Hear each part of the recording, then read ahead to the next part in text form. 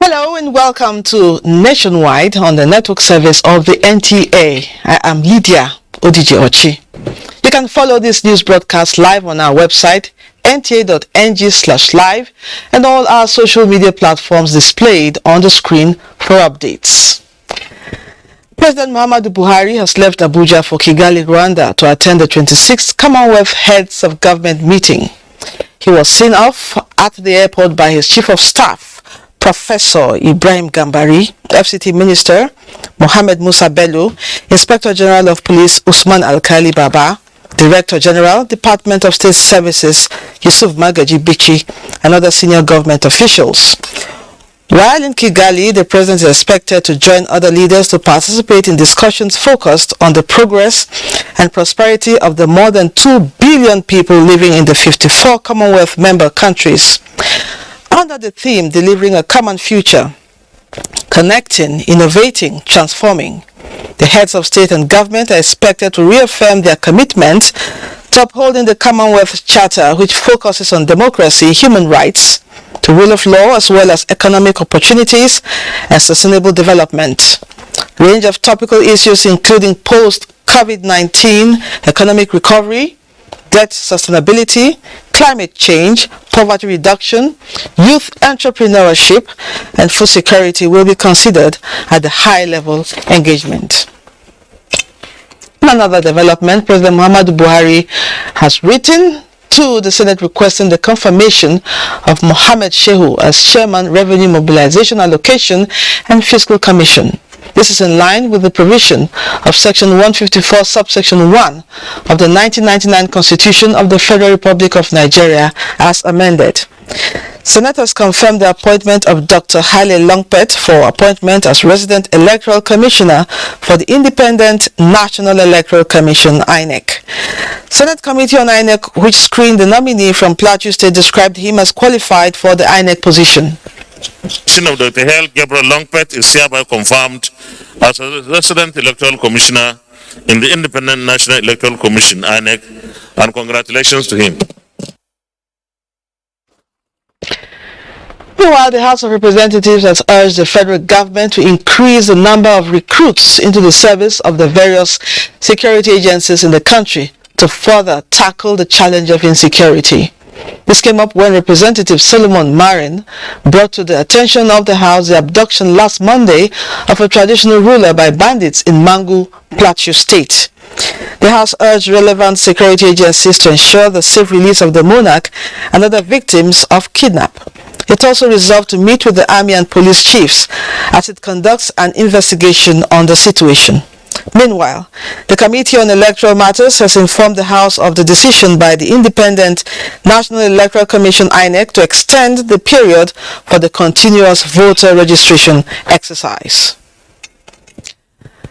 Theatre Commander Joint Task Force Northeast Operation Hadenkai, Major General Christopher Musa, says the military will continue to advance further into the Sambisa Forest and other terrorist enclaves to rescue the remaining Chibok girls and other abductees still in the insurgents' captivity.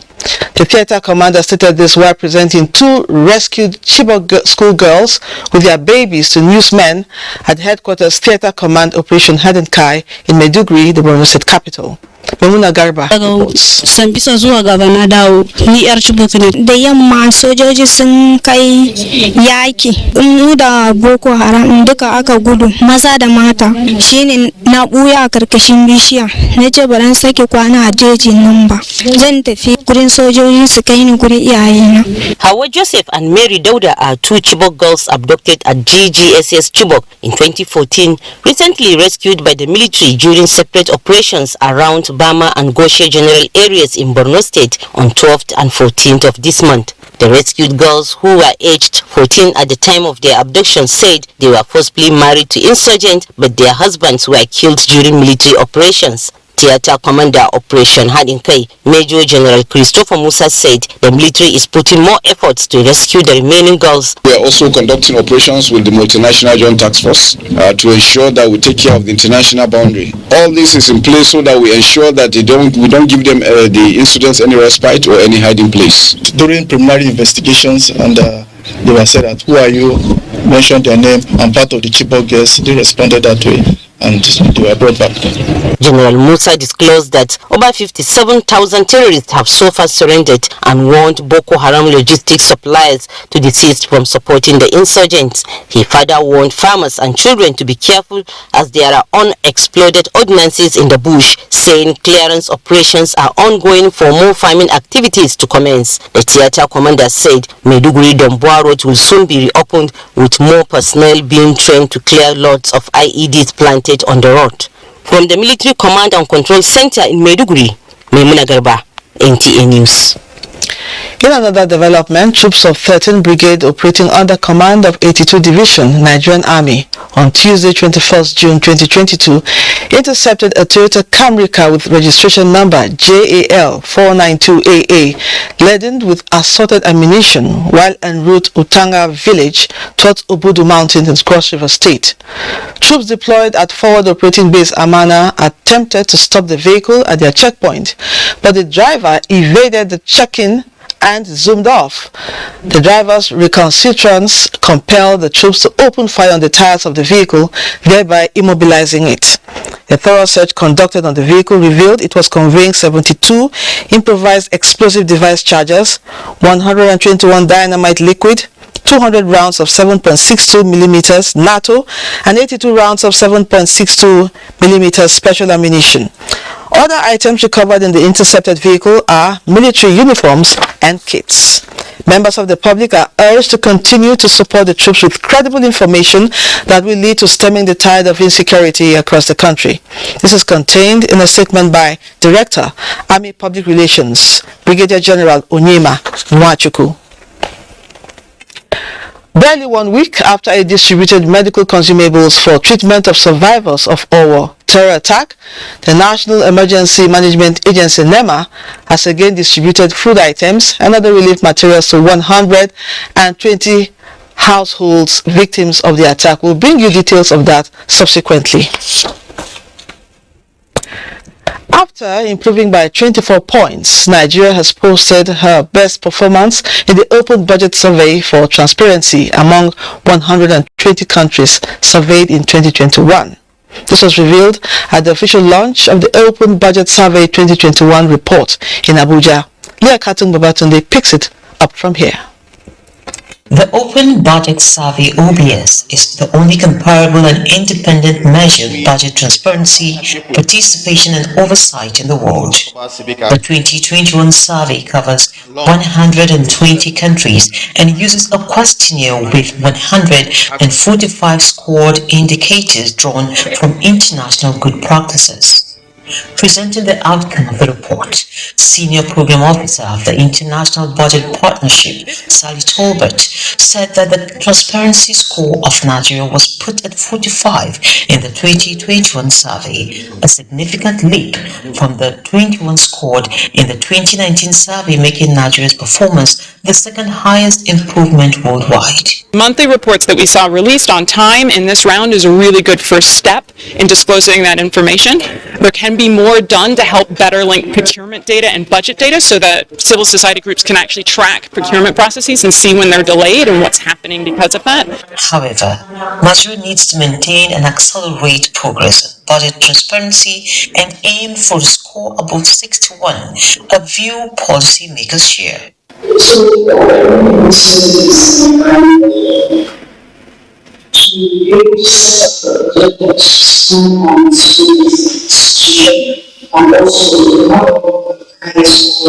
We have implemented and continue to implement.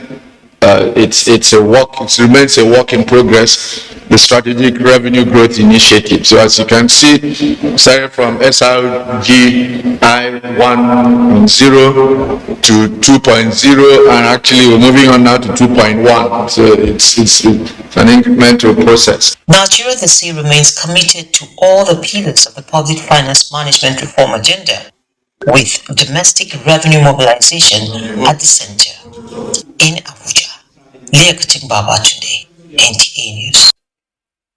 As Nigeria tries to surmount various challenges to MSMEs, which are considered the backbone of the economy, this year attention has been shifted to strengthening MSMEs owned by women. Mutlang Dakok reports that this was stressed as part of activities to mark this year's United Nations MSMEs Day organized by the Small and Medium Enterprises Development Agency, SMEDAN, in Abuja. The next 1 week is going to be full of activities to mark this year's MSMEs Day across the world. Nigeria is not going to be left out of the celebration. This year is significant as the MSME subsector is confronted with the impact of the crisis in Ukraine, COVID-19 and climate change. What each stakeholder from both the private and public sector should do to support MSMEs. We're talking about access to finance, we're talking about access to market, we're talking about access to skills. These are the major challenges faced by MSMEs. The expectation of SMEDAN is to be able to digitally position MSMEs, especially those owned by women and people with disabilities, to be regionally and globally competitive and to make Nigeria a dominant player in the African Continental Free Trade Agreement. Next week we'll be in Calabar to implement the Business Membership Organization and Trade Association Conference, and that will be 100% women-led enterprises. The upper week too, will be in Lagos, in Katsina, and Abuja to equally look at those living with disabilities. The MSMEs Week seeks to draw the attention of governments and stakeholders to poor infrastructure, lack of access to finance, multiplicity of taxes, among other challenges, and to proffer lasting solutions. In Abuja, Mutlang Bakok, NTA News. 150 widows are to smile home as the Federal Ministry of Women Affairs concludes plans to commemorate the 2022 International Widows Day. Ngozi Technical reports that the ministry is taking this year's celebration to rural community of Dutsen and Alhaji in Buhari Area Council of the FCT. International Widows Day, an annual event observed 23rd June, to bring to the global scene issues pertaining to the welfare of widows. Outlining activities to mark the day, the Acting Permanent Secretary, Federal Ministry of Women Affairs, Idris Mohammed, explained that in addition to empowering 150 widows, the ministry will continue to synergize with relevant stakeholders in mobilizing resources to address the challenges confronting widows. In our society today, widows are denied their inheritance, land rights, eviction from their homes, ostracized, stigmatized, and abused and discriminated against. The NGOs and civil society are going to work with the Federal Ministry of Women Affairs to change the invisible widow problem to a visible women widow problem to policy makers. The theme, Invisible Women, Invisible Problems, highlights the obscurity of these unseen members of the society and their problems to the general public, especially policy makers. In Abuja, Ngozi Technical, NTA News. You're watching Nationwide. It's now time to join Kende in Lagos for more reports. Kende, it's over to you.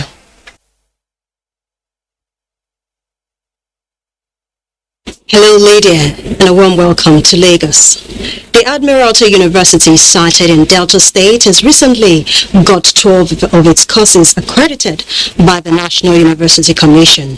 Tessie Koka reports that it is the first external outing of the Admiralty University, presenting on its currently operated 12 courses to the National University Commission and achieved 100% accreditation. The Admiralty University of Nigeria, ADUN, was established in Iguzo, Ogwashiku, Delta State by the Nigerian Navy Holdings 2017 in order to ensure the quality of academic programs as a prerequisite of the National University Commission carried out accreditation exercise on the university facilities to measure the strength of its programs, which include cybersecurity, forensic science, computer science, software engineering, business studies, biology, and economics. Others are English language, accounting, international relations, and tourism studies. The Vice Chancellor of the University, Professor Paul Omojo Omaji, and his management team are happy of the recent feat.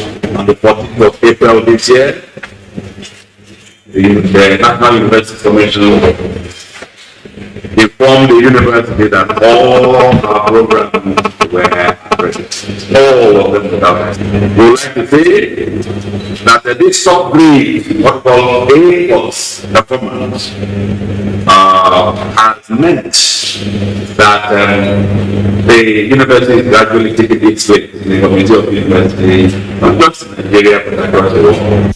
It is worthy of note that the ADO University, in its efforts to educating luminary leaders, has attracted laureates far and wide, as one of his 400-level students of cybersecurity, Moses Ape, was crowned as the overall best Nigerian students in academic excellence category by Oni of Ife Oba Adeyeye Enito.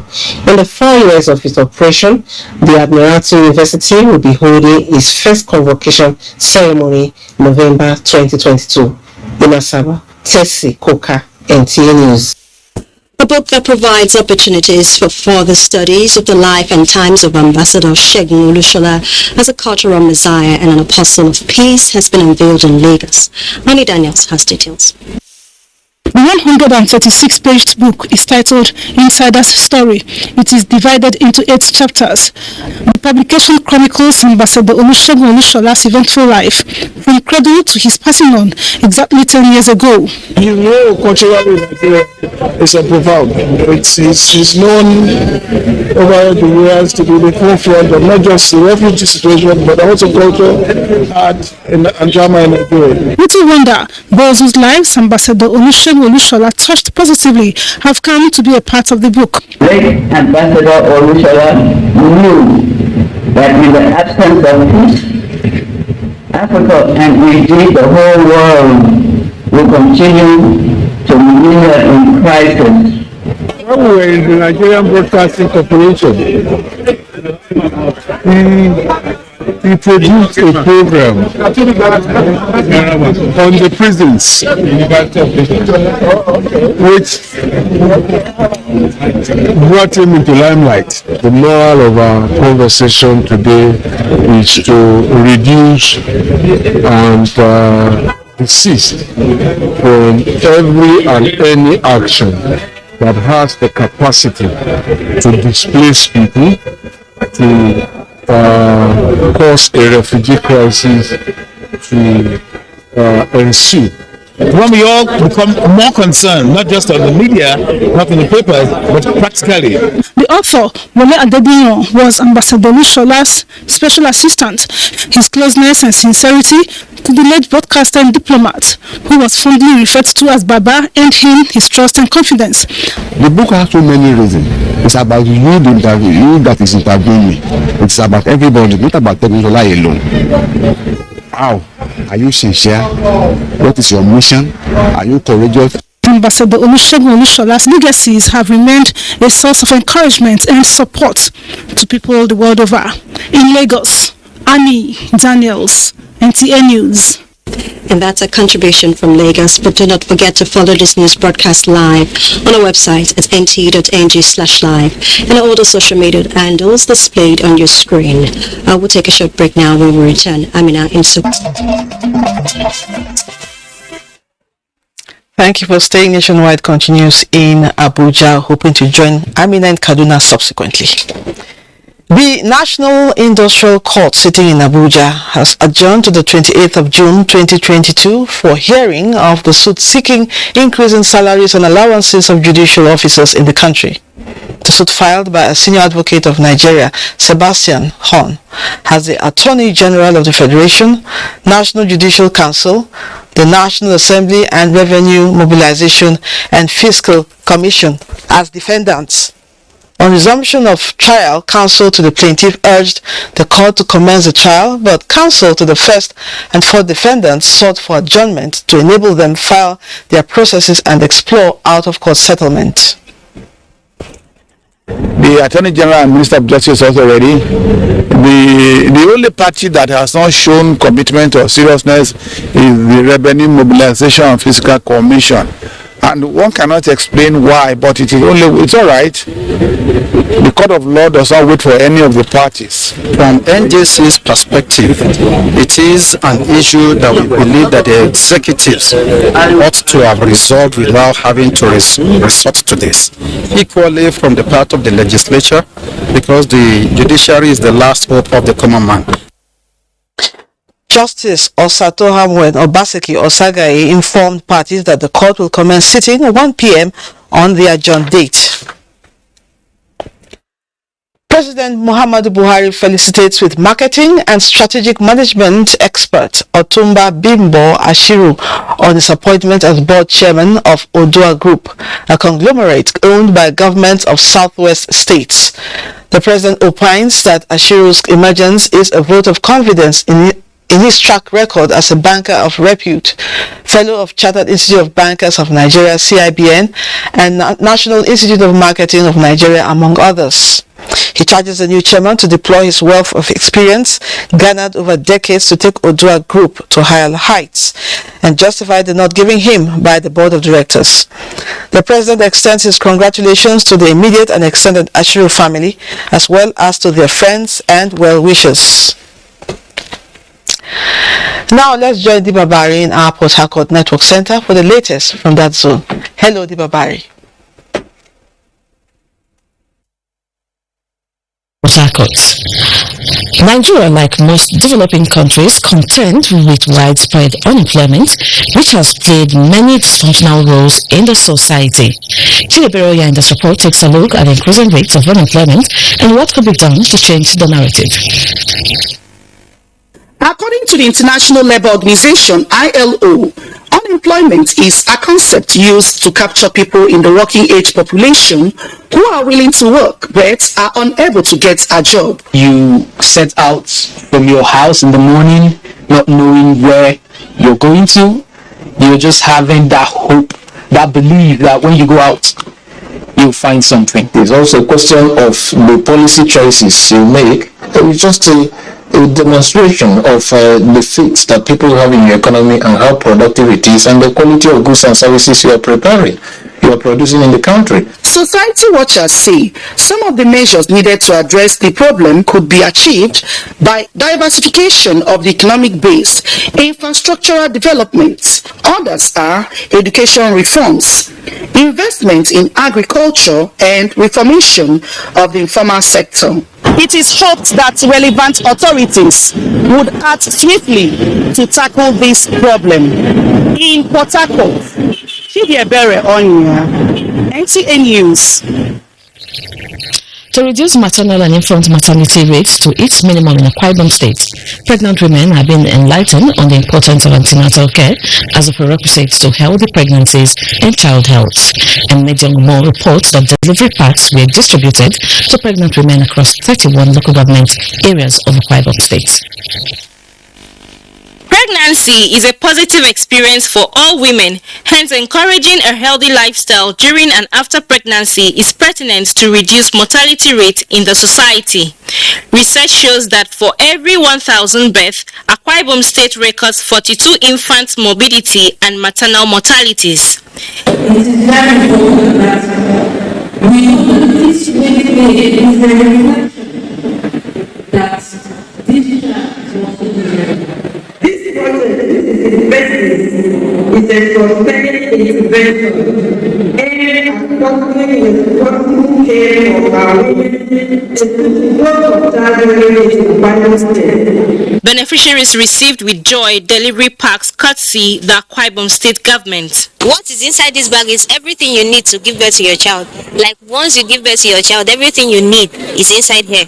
I want to say a big thank you to the Almighty God for giving me this opportunity to be a mother. Since the establishment of the PET project, Family Empowerment and Youth Reorientation Path Initiative, FEREP, over 2,827 expectant mothers have benefited from the program, and this is the 10th edition.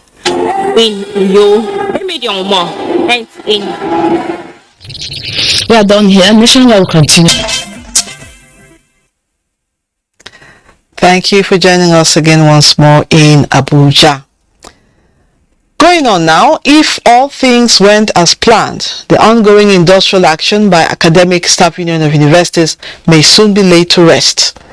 Minister of Labour and Employment Chris Ngige says government is calling for a meeting with all stakeholders to further iron out the grey areas, if any. Briefing the press at the presidential villa in Abuja after the Federal Executive Council meeting, the minister says it is untrue that no one is talking to the union, stressing that the Salaries and Wages Commission, MITDA, and the union are currently working on the right payment platform, which will be useful to all the unions. As political activities heat up ahead of the 2023 general elections, the prevalence of substitution of candidates by political parties has become a major source of concern.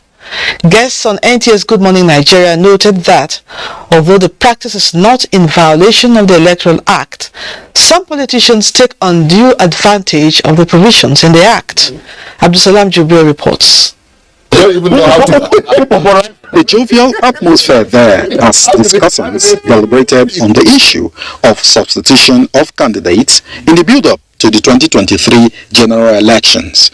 Opinions vary on the concept of substitution as they identify political and ethno-religious considerations to be responsible for this not-so-new phenomenon in Nigeria's electioneering process. That window is there. As long as you do so, there's absolutely nothing wrong. The problem will come on two occasions. One, if you try to go outside of that window. If it's a day later, sorry. I think it's the 15th of July for presidential candidates and 12th of August for governorship candidates. The electoral law has provision for you to change your candidate, that if the candidates that you have submitted to INEC now says I'm withdrawing for whatever reasons, all INEC wants you to do is to, within the time limit, like I've said, for the presidential, maybe by the end of September, for the governorship by 15th July.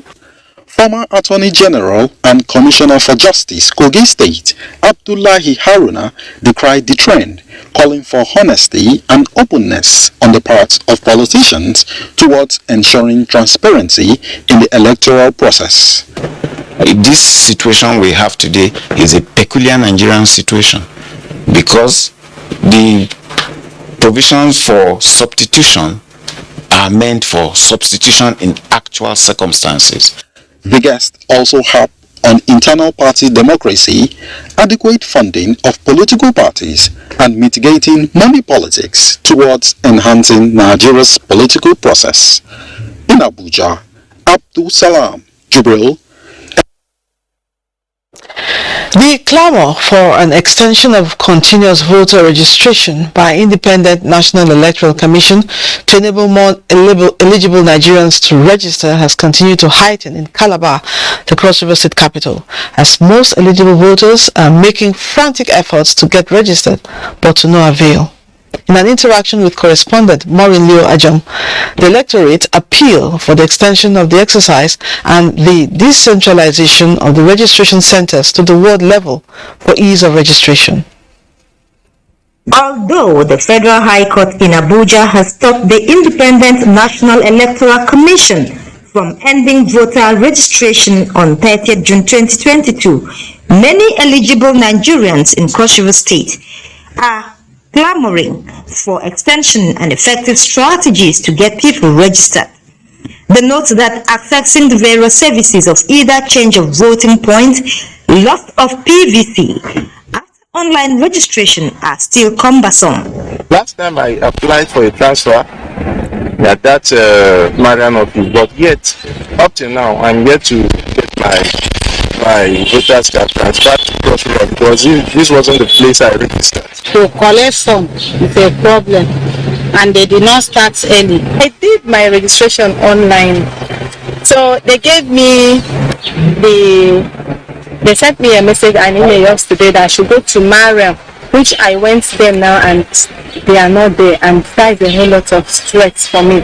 Others are calling for the decentralization of registration units to the ward level. INEC should open some other points for this registration.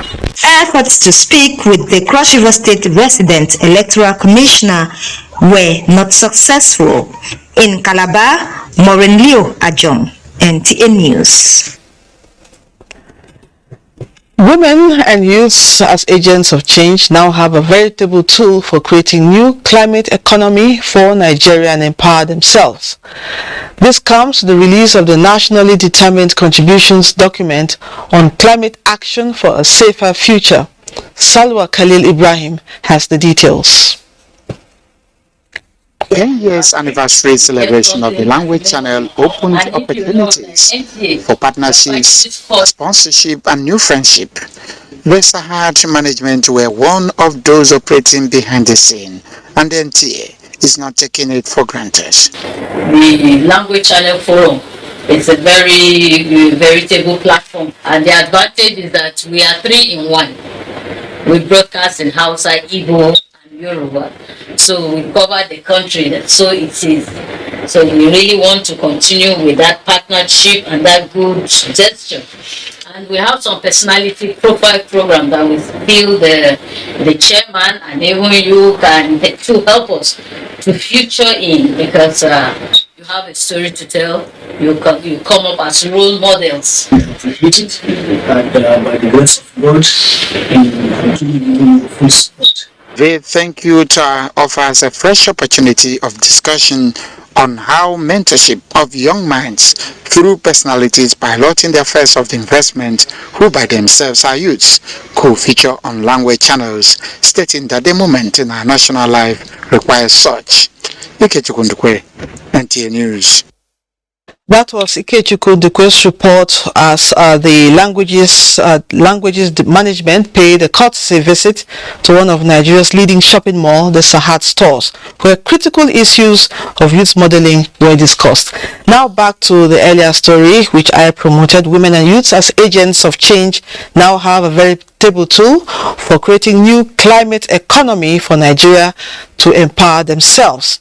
And this comes with the release of the nationally determined contributions document on climate action for a safer future. We'll now take Salwa Khalil Ibrahim's report. Human action have continued to impact negatively on the environment, and women and youth are said to be mostly affected. Young people are not only victims of climate change, they are also valuable contributors to climate action. They are agents of change, entrepreneurs and innovators. To this end, we must take action now to prevent further damage to the planet and encourage restoration and rejuvenation. Here, young Nigerian environment advocates are given a better front to right the wrongs of humanity on the climate, to take charge towards a sustainable environmental practices. We aim at recruiting and equipping change agents and youth champions on climate change, so that the youth clearly understand the importance of climate change and the need to actually reduce the greenhouse gas emissions. And what I can do to help is use social media as a platform to help push the idea to stop global warming and just help my peers become future leaders. The new National Determined Contributions document is translated into 3 major languages to reach rural communities. Salwa Khalil, NTA News. The national chairman of the All Progressives Congress, Abdullahi Adamu, says the party's drive for more women participation in politics is top on the policies of the National Working Committee. While addressing a women advocacy group at the party's national secretariat, the chairman challenged them to play their role as change agents of the progressives' agenda. Salihu Gwanara reports.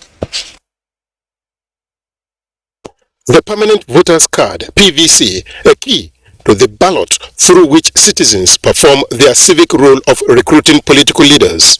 The importance of the PVC in a democratic society and in a nation like Nigeria that is getting prepared for another general elections inform this advocacy rally to the APC National Secretariat. Go and register and obtain your PVC. Yes. And don't give it to anybody, don't sell it. With the election, we have come to realize that your vote counts. Do the best you can. Yes. Promote women, yes, because you're at disadvantage over time, the ages. There's nothing wrong in the advocacy. But also spare a word or two for your partners, for your partner. The 774 local governments in Nigeria are the target, even as they canvass for consideration for more women as running mates for executive elective positions. We should have a woman as a vice president. I want to tell you that we have more than capable women that can fit in as the vice president of this country. The Constitution says that for you to step forward and request to compete in any competition, there's no discrimination as to gender. They presented a document containing their demands to the national chairman, expressing their hope of favorable response and actions. In Abuja, Saliu Gwanara, NTA News. The Federal High Court sitting in Yola has adjourned to 29th of June 2022 a suit filed by Nuhu Ribadu challenging the outcome of the All Progressives Congress governorship primary.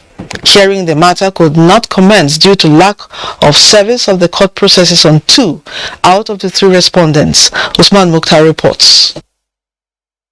The case was filed before the court by Nuhu Ribadu, challenging the outcome of governorship primary election of the All Progressives Congress that has the APC as the first defendant, Senator Aisha Binani second, and INEC as the third defendant.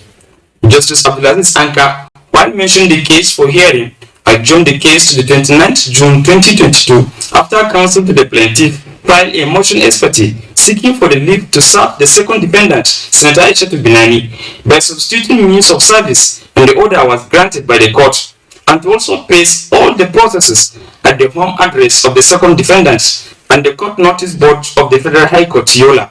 And under the law, anybody that is brought to court must be served with the court processes. So what we did now is to secure the court's order to ensure that the processes are placed in residence. So that's what we've done today. It could be recalled that on May 26, 2022, the All Progressives Congress conducted governorship primary election in Adamawa State with Senator Aisha Binani emerging the standard bearer of the party with 430 votes, while Nuhu Ribadu came second with 288 votes. In Yola, Usman Mukhtar, NTA News. Although successes have been recorded in the war against insurgency in the northeast with internally displaced persons returning to their ancestral homes, some of the IDPs who decided to make Gombe their permanent home are grappling with skyrocketing house rent. Balgum Samari in this report takes a look at this and other challenges being faced by this category of IDPs. People forced to flee their homes, particularly in situations of armed conflicts, are generally exposed to increased vulnerability in a number of areas. Displaced persons suffer significant rates of mortality than the general population. They also remain at high risk of physical attacks, sexual assault and adoption, and frequently derive of adequate shelter, food and health service. To this end, over 40,000 displaced persons from Borno, Yobe and Adamawa states living in Gombe state are faced with numerous challenges, calling on government, both federal and state, to look into their situation. We have numerous challenges. Some of us are living in uncompleted building due to non-payment of house rent. We appeal to government at all levels to intervene in the situation we are in. Some of us are graduate and have nothing doing.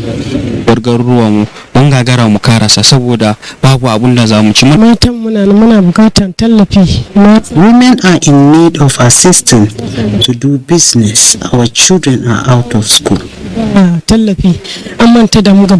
The overwhelming majority of internally displaced persons are women and children who are often at the risk of abuse of their basic rights.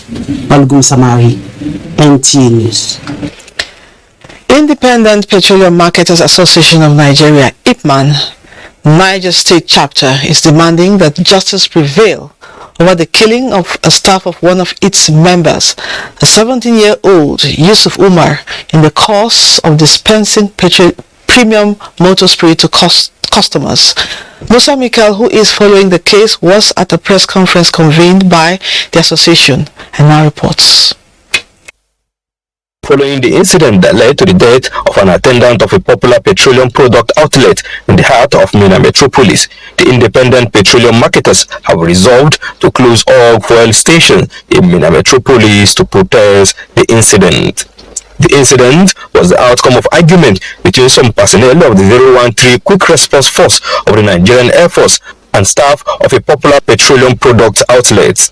Justice must be done. This is the second time this kind of issue happened. They must compensate that family. The family of the deceased, their condition will be for the relevant authorities to ensure justice is served. It's a great loss to the family. We are soliciting for justice. In Minna, Musa Mikael, NTA News. We now take another break. Thanks for staying with us. Barely 1 week after it distributed medical consumables for treatment of survivors of Owo terror attack, the National Emergency Management Agency NEMA has again distributed food items and other relief materials to 120 households of victims of the attack. Kayode Olorundare reports. The food items distributed include 120 bags of 10 kg of rice, the same quantity of beans and maize, and 25 kegs of palm oil. The non-food items include 300 pieces of towels, 400 pieces of wasp print, 300 pieces of Guinea brocade, 50 cartons of toilet soap, among others. Delivering the materials on behalf of NEMA DG, Air Commodore Edward Adedogun, said a suitable date will be set aside to deliver the relief materials directly to the affected households. Initially, we were able to distribute some medical supplies to the 4 hospitals where the injured were taken to. It's not about handing over relief items. It's about asking God to comfort the people that are bereaved. Receiving the items on behalf of the Catholic Bishop of Ondo Diocese for the victims, Reverend Father Andrew Abayomi, commended NEMA for rising to the occasion. We've already seen the materials, and on the part of us not bringing the beneficiaries, it is because many of them are even still in the hospitals, and those already discharged, they still go for their daily checkup. The team was also at the palace of Olowo of Owo, Oba Ajibade Ogoye, who lauded NEMA for coming to the rescue of the victims in line with their core mandate. To lead the beneficiaries will have hope when distribute whatever you must have brought to them. The team had earlier paid a condolence visit to Governor Oluwarotimi Akeredolu to commiserate with him on the terror attack and promised not to relent in their efforts at rising to emergency situations. From Owo, Kayode Olorundare, NTA News. Let's now join Kenema Godike for sports update. The newly elected members of the Nigeria